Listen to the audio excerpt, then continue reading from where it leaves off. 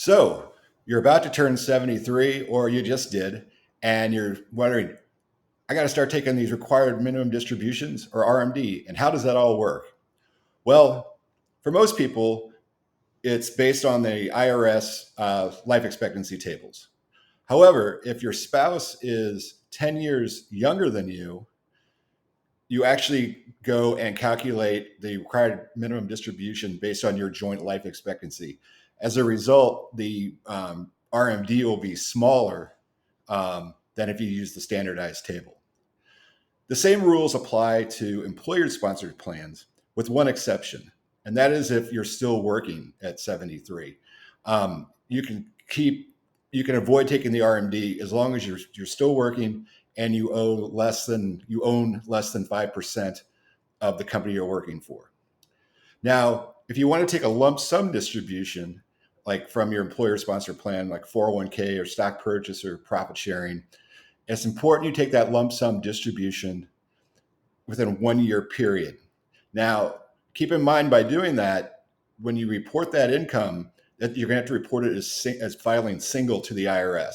Now, there is one exception to that, is if you were born in 1937 or prior, you can do a 10-year income forward calculation, which will help you with your taxes. Now, when we calculate the RMD, we take the prior year's account balance, so December 31st of the prior year, and then we divide it by the life expectancy table, and then you'll get that amount. So you'll come up with that new factor every year from the IRS life expectancy tables, and the percentage of the IRA the amount distributed from the IRA will actually increase as a percentage as you grow older. Now, you have to make that distribution by April 1st of the year following your 73rd birthday. There is one exception. On the first RMD that you take, you could actually defer that 1 year and take 2 the following year. Now, that may or may not make sense for most people because now you'll be taking 2 RMDs in 1 year, which might increase your income tax burden. So that's something you definitely want to talk to your tax advisor about. Make sure if that's the right thing to do.